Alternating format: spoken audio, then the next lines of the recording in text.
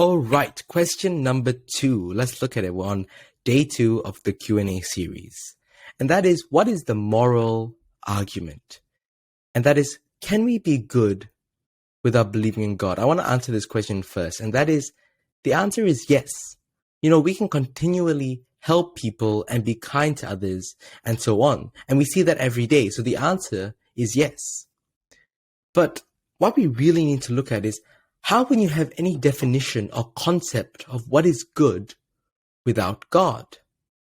If there is no God, let's assume that, what basis is there for saying that such and such an action is objectively good or bad, right or wrong, or fair and unfair? It would be all relative and subjective at the end of the day. Look at Adolf Hitler. He considered what he was doing in exterminating the Jews, gypsies, infirmed and disabled people good. Yet why did the rest of the world not agree and instead go to war against Hitler? Now, to say that there are universal objective moral values, that is, values that all people see as wrong or right, is to say that something is right or wrong independent of anyone's personal beliefs. Okay, we've got to remember that. Because if there was no objective moral values, it would be basically my opinion versus your opinion. But as we see in our daily lives, that is not the case. For example, society exhibits a strong abhorrence and disapproval of murder. But if no objective moral value existed, then why do we care if someone is killed? The murderer believes that they are doing something right, whatever their motivation is.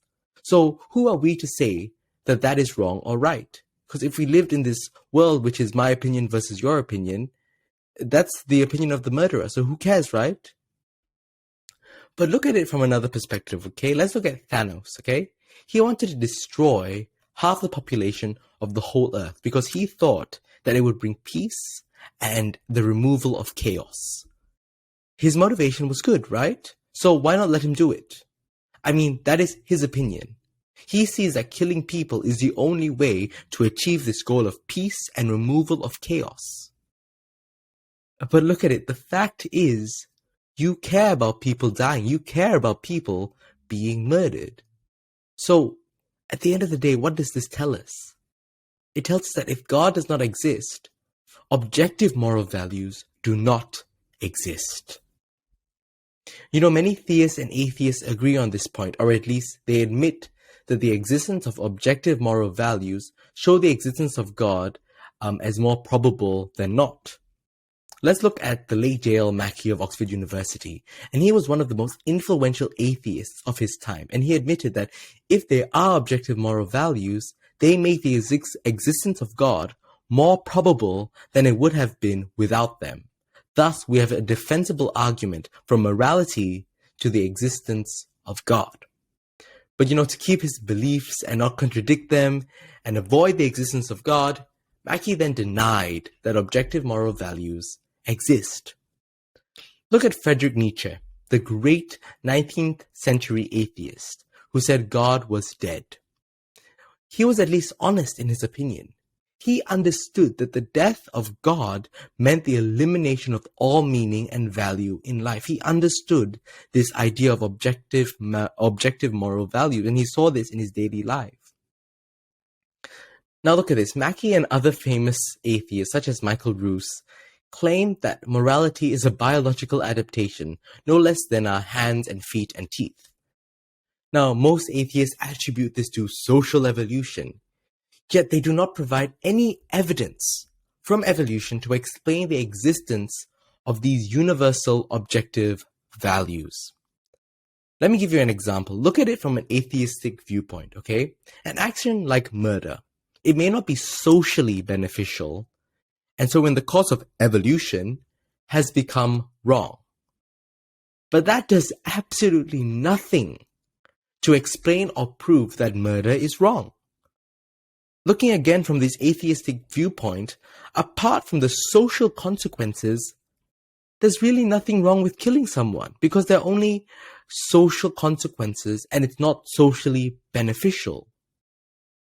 So, like I said at the beginning of this episode, the right question is not, can we be good without believing in God, but rather, if God does not exist, can moral values, objective moral values that is, exist? And I can't see any reason to think that without God, human morality is objective. Like I said, it would really just be opinions. It would really be a subjective society. And I like how Dr. William Lane Craig puts it. After all, if there is no God, then what's so special about human beings?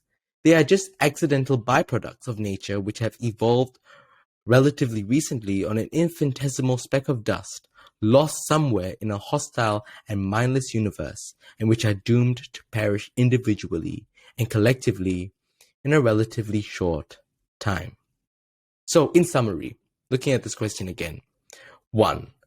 If God does not exist, objective moral values do not exist. Okay? Number 2. But objective moral values do exist. You know that, I know that, the person next to you probably knows that as well.